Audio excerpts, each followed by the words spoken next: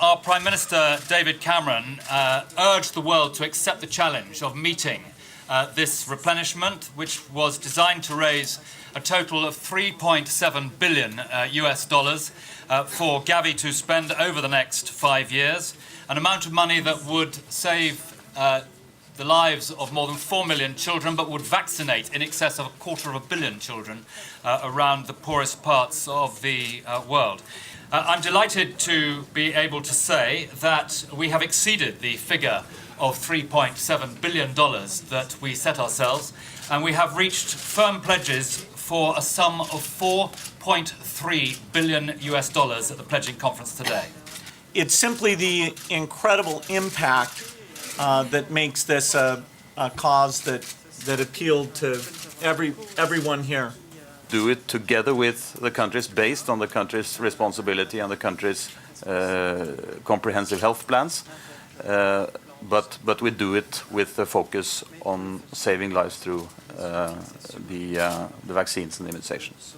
GAVI is brilliant in the way in which it takes this agenda forward, because 80% of its funding is spent on vaccines. It's a brilliant organisation doing brilliant work, very cost-effective, outstanding value for money, and we owe it to our taxpayers in Britain with this ring-fenced budget to ensure that every penny we spend, every penny we take from hard-earned taxpayers is really used to secure these brilliant results on the ground. Yeah, the magic that we all try to achieve is that for the poorest countries, which GAVI is addressing, that the prices basically represent only a slight bit more than the marginal cost.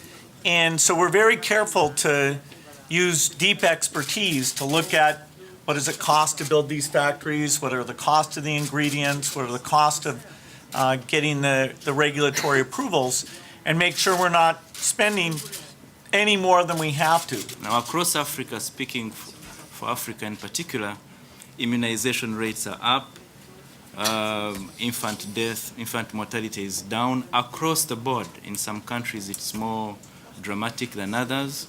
And because of this alliance, we do have access to vaccines that were formerly available only to the Western world. I like to think of it in terms of equity, that this is the first time that we can say that poor children will not be refused the vaccines that the children in the rich countries get because there's not enough money. So I just want to thank everybody for this incredible milestone. 4 hours is a long time, but if you can save 4 million lives in 4 hours, it's well worth every minute.